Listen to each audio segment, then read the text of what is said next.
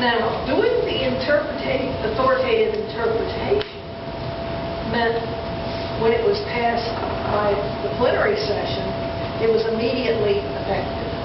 Right then. The overture will come to our presbytery to be voted on. But the authoritative interpretation is in force now. And I did hear one man say, "I'm so happy we have our invitations ready to print to go to Maryland to be married. We just don't know what's in people's lives." Now, after we did this and we knew that a lot of people were going to be very angry about it, and you may be angry about it, that's okay. No.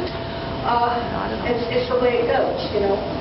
That we knew people were going to be angry about it, and so we did a committee request to ask that the General Assembly, through the Office of the State Clerk, prepare and disseminate a program of reconciliation to every presbytery.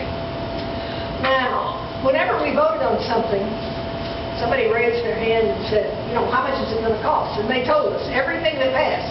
If we pass this, it's going to cost this much money, and it's going to have to come out of this. When, after the plenary session had passed both the overture and the authoritative interpretation, which said the same thing, then we came to our committee request for reconciliation. Our committee had said, just for our issues, and we said, no, we need it for everything. And so someone asked Grady Parsons, who's daily clerk of the General Assembly, have you figured out how much this is going to cost, sir? And he, on the side, to the moderator, said, no, this is new, we haven't figured it out, but it will cost us a whole lot more not to go into a period of reconciliation. And that was the encouraging thing that we ended on after being a part of this. Friends, it was a great experience. I enjoyed going to General Assembly. I'm sure some of you will not appreciate the fact that I voted positively on these issues in the committee and the plenary. I was invited to 2 luncheons, and I went to neither one, because they were on opposite sides, and I said, nope, I'm going to sit, prop my feet up, and ask the Spirit to lead me. And that's what I did. I rested my body and asked the Spirit to be with me. I will continue to pray for the members of our committee who were hurt by this issue, and it passed with much more than a 1 person. It was about 70% of the 70, and once again, it was about 70% of the plenary session that voted for these. They are not easy issues. It is not an easy go, but friends, we have a lot of folks out there who are hungry for this and wanted it. If you're interested, this book is most recently published. It's by Reverend Mark Ottmeyer. It is called The Bible's Yes to Same-Sex Marriage. I went in on the Amazon and I found it free for my Kindle, and I thought, oh goody, and I wasn't going to buy the book. And then when I thought about it, I thought, no, I need it in hand too. And then it's no longer free to my Kindle. I got it on a weekend that they were giving it away, apparently. So it's very interesting reading. It's biblically based. This man is not a wild-eyed liberal at all. Before I went, I had studied the book by Jack Rogers, who is a former moderator, and his is Jesus, the Bible, and Homosexuality. And we were subjected to a lot of media present. It was very interesting. The second day, I had been asked to pray at lunchtime before we went on break, and I didn't realize it was happening that fast, and all of a sudden they turned to me and said, pray, and so I jumped up and found the mic, and I knew what I learned to pray about. I can't tell you what I said, but before we came back into session, I had an email from my former pastor saying, Your prayer was great, and it was posted on the More Light Network. Ooh, I knew that there were people back there who were being very interested in what we did. And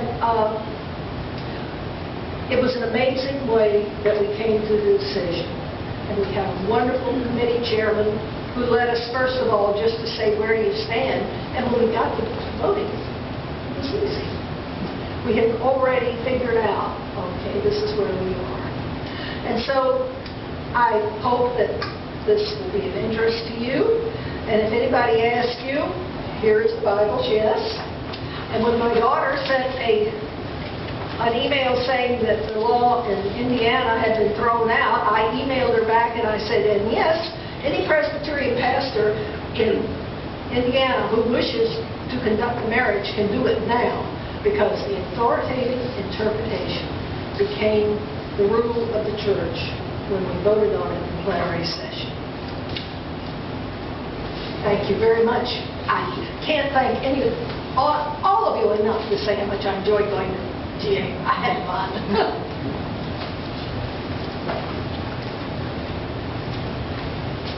I'm going to try to wrap it up here real quick. I have a lot of information, but I'll just set it up here and you can look at it afterwards.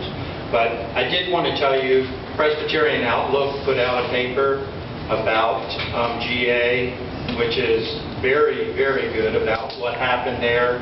And also, General Assembly put out a booklet on what happened at General Assembly. And I made a few copies of it, put it up here if you all are interested in those, to tell you, they basically talked about some of the hot topics.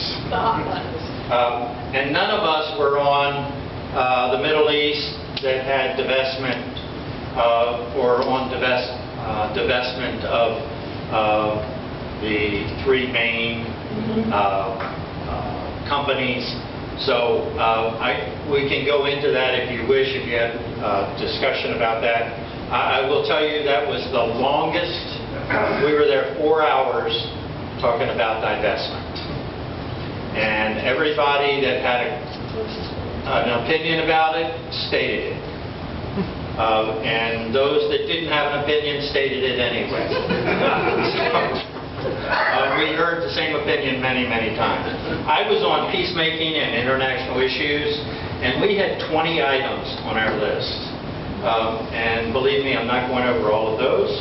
I did pick out a couple of them, and one was removing Cuba from the list of state sponsors of terrorism. This was a very, very debated topic in our committee because our leader was a Cuban American, and he wanted Cuba to stay on the terrorism. He recused himself, and our vice moderator took over in our committee. Our committee was it was unbelievable. I think everyone has said how well the committee system works. We sat in round tables. We didn't sit in long tables. We sat in round tables, so there were 6 or 8 of us at different tables talking about each of these items. We did have people come in that told us both sides of the issue, and also people that were on advisory committees from GA that gave us information about what we had done so far through GA with these overtures that had come in. It's not the first time an overture. The Belhar has been coming up for several times. A divestment issue has been up for 5 different General Assemblies, so it didn't happen overnight. It was 10 years to get the divestment issue taken care of.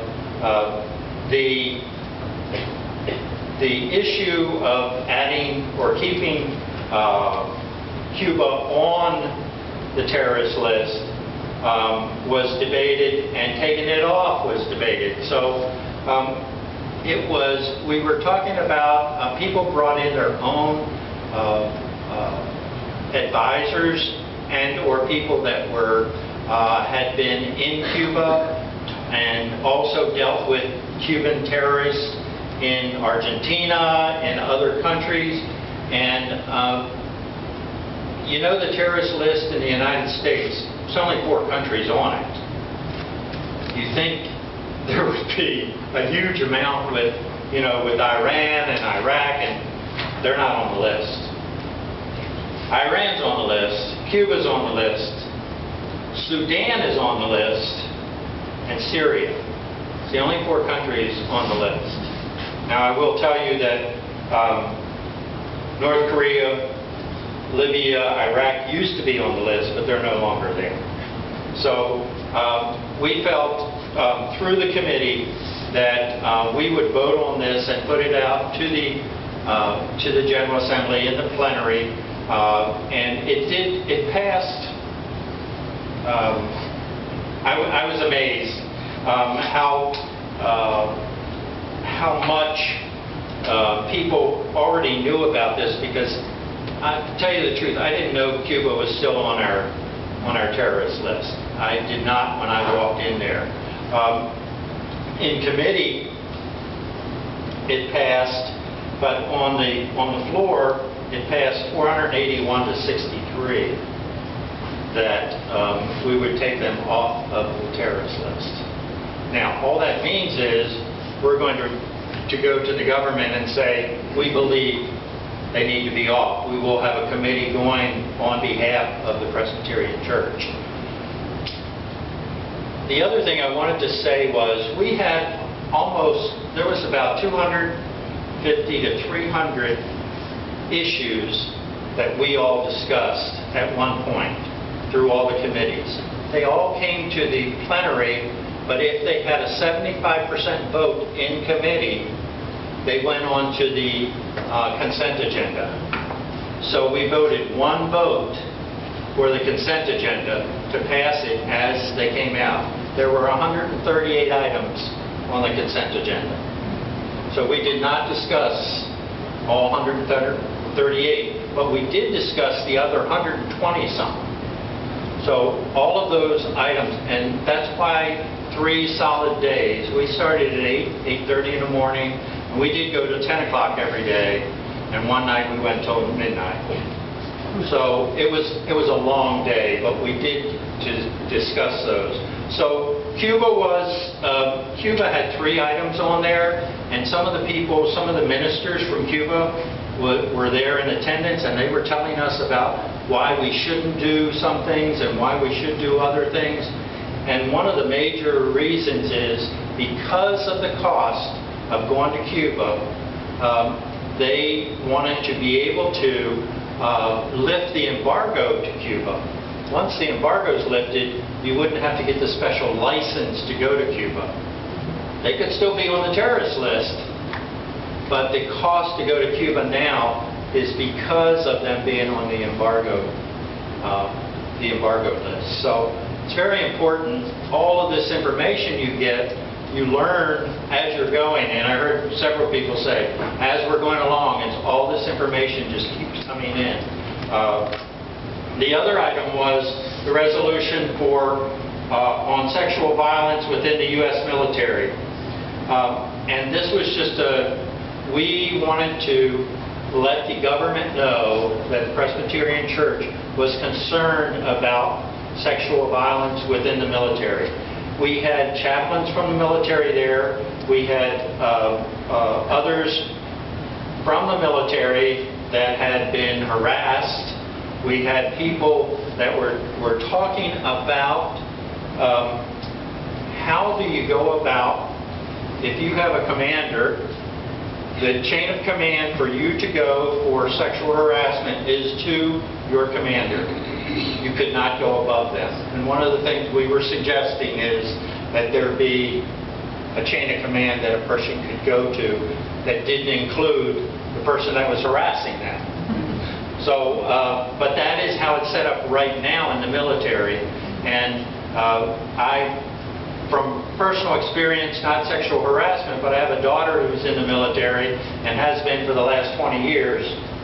And I talked to her about this when I had seen it on our list before we went up there, and she said, The only problem with it is when you're transferred, you have a stigma against you now, because you're causing waves within the military.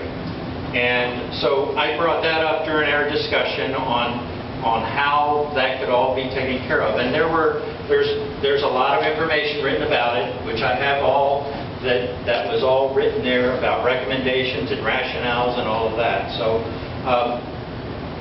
we were just suggesting that the government, the Department of Defense, look at this and say, maybe these suggestions will help you in how you look at sexual harassment in the military. So it was just suggestions from the Presbyterian Church. The other item I had was the resolution on developing a comprehensive social witness policy for human trafficking as a human rights issue. This was from our advisory committee on women's concerns in Presbytery. To me, it was the most, well, as far as I was concerned, it was the most cut and dry. I'm like, why are we even discussing this? This is something that we all are behind. It did pass 69 to nothing in our committee, but the point is that I thought, we all know human trafficking is going on. And I found out 2 weeks after I was at GA, came back and we had a program at church, and the gentleman said that Tampa Bay area is the #1 area for human trafficking in the country. Frightening to me. What we did do is we talked about what are the terms, what is human trafficking? And we don't, as the Presbytery, as the Presbyterian Church, we don't have an inclusive, what do I want to say? We don't have a definition that's inclusive of everything that encompasses human trafficking. We can talk about exploitation of children. We can talk about people that are brought over. I would say, 80% are women that are brought over for sexual misconduct, exploitation. But it's far more reaching than that. And what we were trying to do is have a committee that will start getting this information out to us. And that was one of the biggest items we talked about, even though everyone was for that information, but we didn't have the kind of information out there to get to the churches. So through this policy, we were going to be sending that out to the churches, and that should be happening in the next year or so. You're going to be seeing a lot more information coming out about human trafficking. And folks, in this area, it's not very good to be able to say we're #1.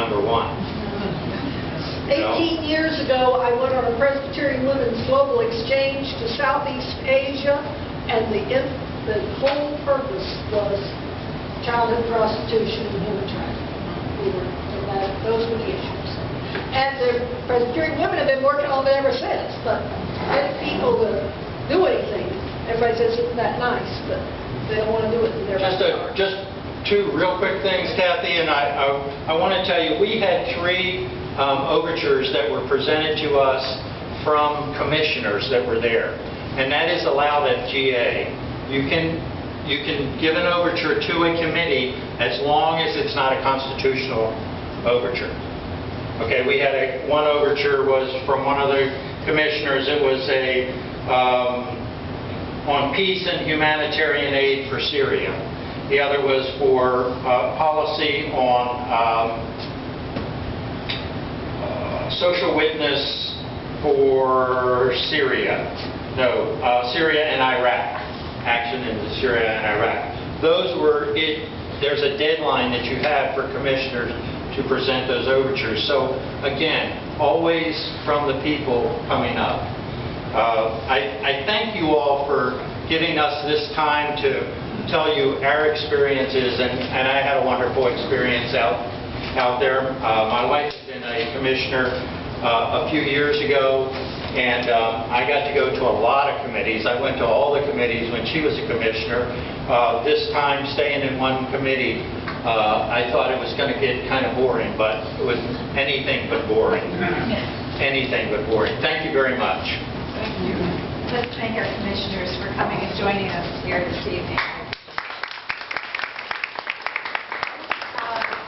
Since you talked about human trafficking, I don't know if we realize just how pervasive, and because we usually think of the sex trade industry as the first form of human trafficking, and that's usually true, especially here in the Tampa Bay region, but last fall I heard a missionary from Madagascar, which is also a large area where human trafficking, and actually they're trafficking people and sending them to India for their organs. So when we talk about human trafficking, we are talking about some of the most vilest things of treating a human being, a living organism, as a commodity. So please keep that in prayer, especially in this community here. We have just some brief time, because in honor of our commissioners and in honor of you all being here, for some question and answers. So if there are any folks here who have a question that they'd like to direct to the commissioner, now would be the time to stand up. Walt? Yeah, I followed that very much on the computer, your sessions in here. And when you came to the solution for same-sex marriages, That's as far as it goes. well, I think everybody can hear me anyway. You passed it, and you call it, what is it, civil marriage and civil union. Now, that sounds like a redundancy to me. No, the actual committee was called Civil Marriage and Civil Union. Yeah. So what does that mean?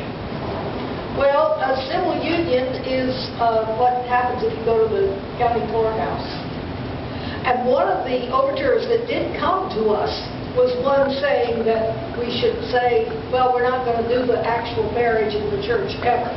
They are going to have to get married, and then they can come to the church and we'll bless them. But nobody really wanted to go in that direction. That's what happens in Europe. Well, you couldn't boil it down to just civil marriage.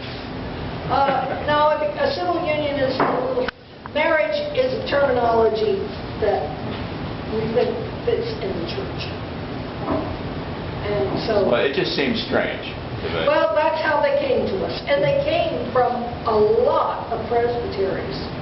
There were two that were practically the same from two different groups, and there were a lot of people from those presbyteries. I would have voted against it, Mrs. Zimmer. And that's fine. You know, my neighbor on this side did, and my neighbor on that side did in the committee, Okay. but we prayed But together. the wording just floored me when I read that, because I didn't understand. Well, I have to tell you that we have a friend at Florida Presbyterian Homes who got married a couple of years ago. She kept telling everybody she got married. She's been recently divorced. And one day I leaned over and I was talking to her, and she said, you know, we really didn't get married. We just had the service in the chapel. We never got a license. So there's the difference. Marriage in the eyes of God. Oh, I know a couple couples that just did that. Well, and that's very common you know, for older people.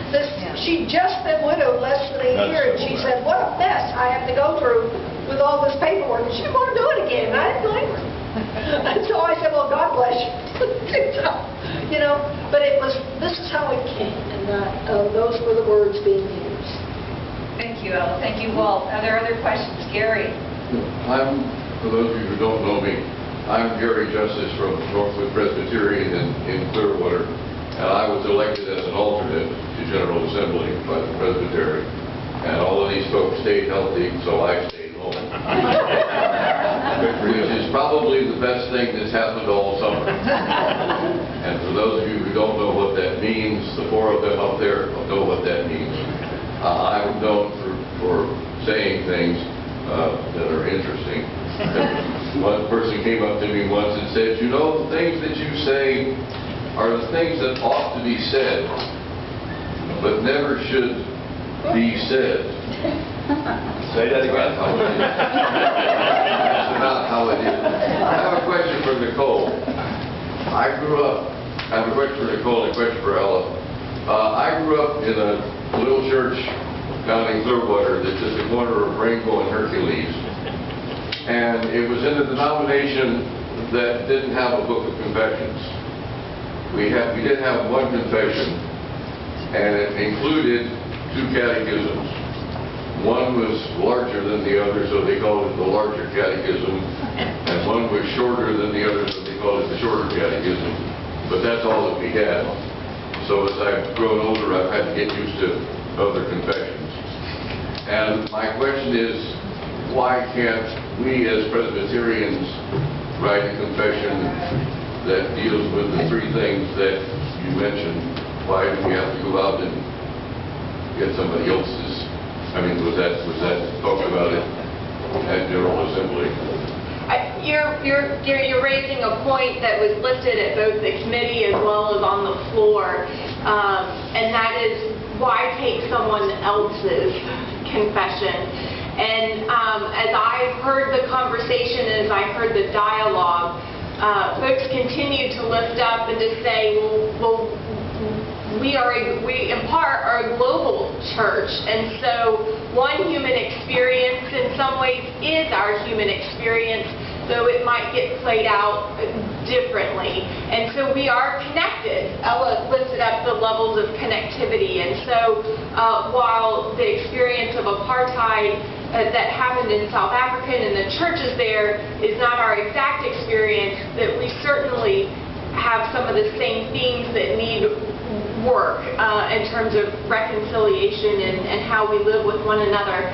And the other element that kept being lifted up was that we do have a book of confessions, and there are a number of confessional documents in there, and that of them, only 2 actually have been written by Presbyterians, and so it's not a peculiar or a new thing that we as Presbyterians would adopt a confessional statement written by brothers and sisters in Christ in other parts of the world, even in other denominations.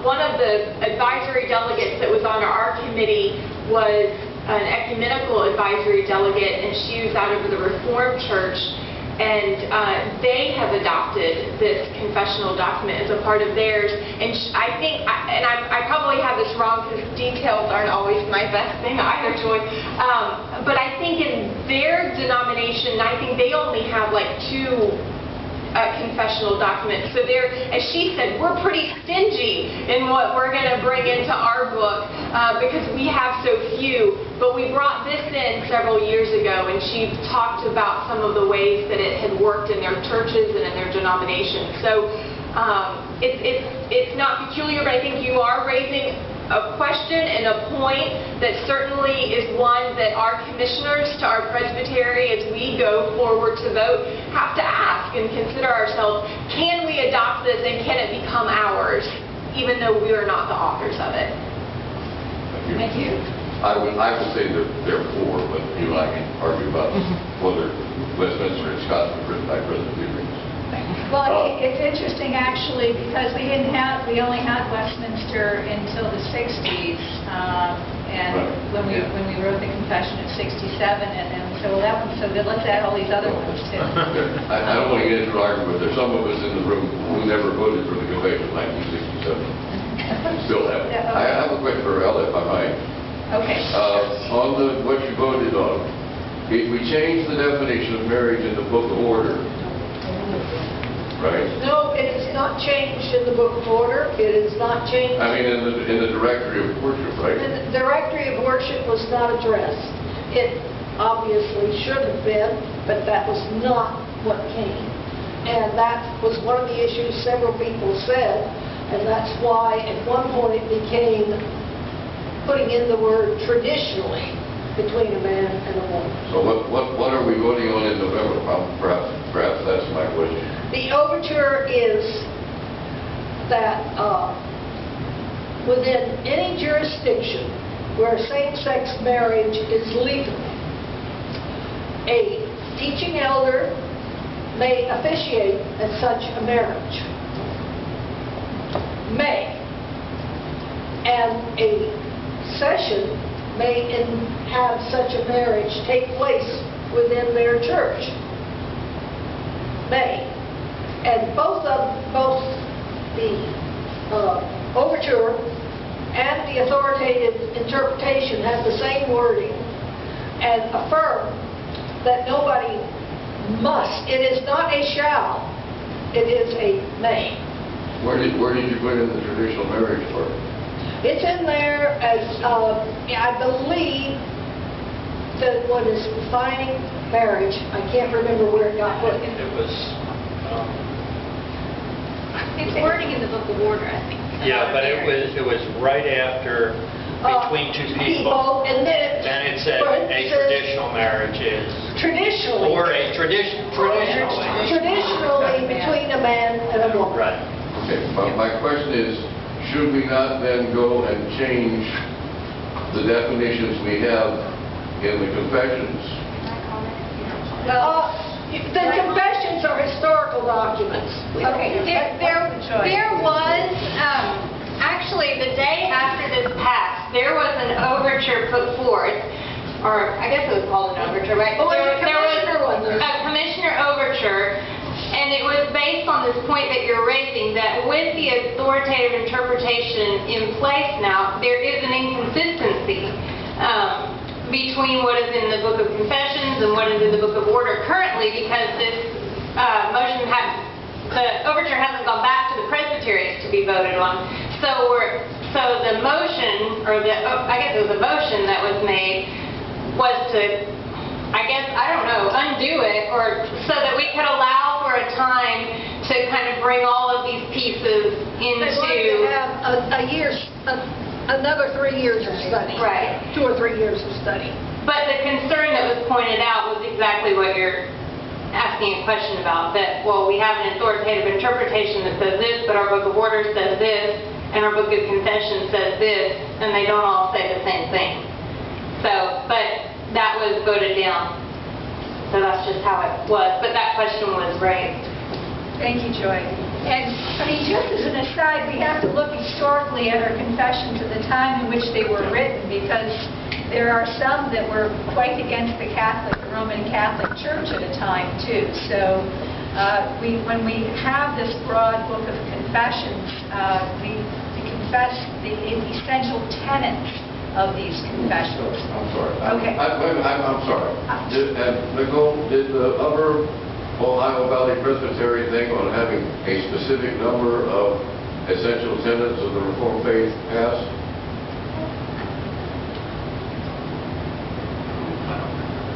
I don't remember that one at all. Okay. Okay. Let me ask, is there anybody else that has a question? Now you know why I didn't go. We saw somebody just like you. Gary, you were there in spirit. Is there anyone else who has a question here for us? Oh my goodness, quiet Presbyterians. Well, you must be all fed and happy then. We put in our announcement when we welcomed you all here that we did want to do a collection. The collection is for the Haven of RCS, which helps people, women who are in transition, who have suffered domestic abuse. So I'm going to ask Jack, who's a big burly guy, but I don't let that intimidate you whatsoever, to come around with the basket. And if you are able to, please give some money. And this will go to the Haven of RCS. Thank you. Here it is. Make it out to the Haven. I put everything in separate. Make it out to the Church in the Bayou and put the Haven in it. Okay. We'll have it separate. I am very careful about what I... And while we're doing that, again, I want to thank everybody here, and I know this is one of the great things about being a Presbyterian, is because we can have conversations. We don't always agree, but we can have these conversations, and hopefully we all grow a little bit and understand a little bit more from where each person is coming from. And so that's what I think is so fabulous about our denomination. And as we close, I'm going to, we are blessed to have our new transitional executive presbyter, and boy, that's a mouthful. The Reverend Dr. Charles Perrine here, and I'm going to ask him to close us in prayer.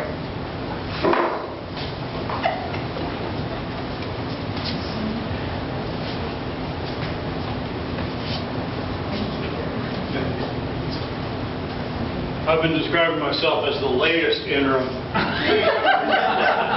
Everybody seems to get it.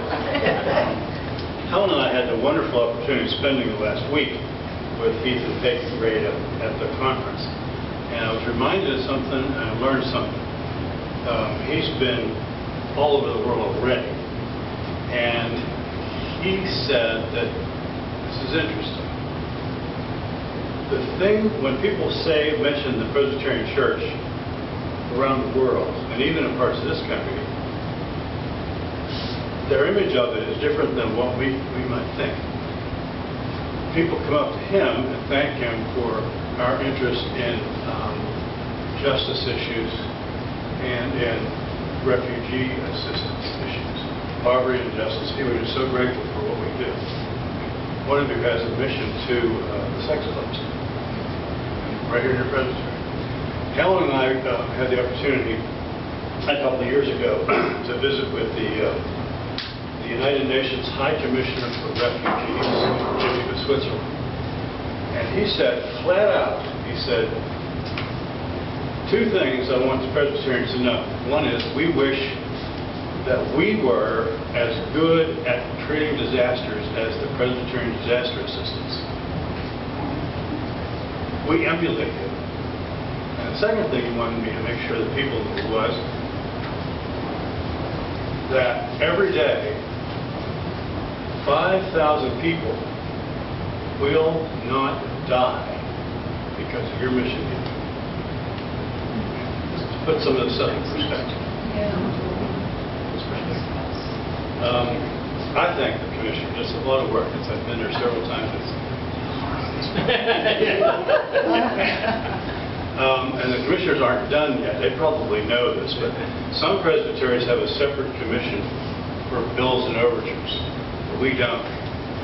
And it makes sense the way we do it. The commissioners to this General Assembly serve as our committee on bills and overtures. So they'll be receiving all this material when we get it, all these packets and all these pamphlets and stuff. And it'll be up to them to go through all these things and make recommendations for the presbyteries that they think, we should vote against or for, or no recommendations. So they've still got to sort through this stuff one more time. So I really give you great thanks for doing that. So with that in mind, and thanks to the people in this congregation too for putting on this wonderful event. It's very kind of you to do this and have people stomping in your church from all over the presbytery. It's really nice of you to do this. Please join me in prayer. Lord Jesus, we confess that sometimes we forget that this is not our church, that what we're doing is not our mission, that we don't belong to our club. Lord Jesus, we confess that this is your church, and this is your mission. And we confess that every time we look around, we find that you are active, that you're alive and active in our world doing stuff. And for that, we give thanks. Help us, Lord, to discern those places where you're doing things. And help us to see what you're up to. And help us join you in your mission to bring people to salvation. This we ask in your name. Amen. I can see the man over there. He sounds just like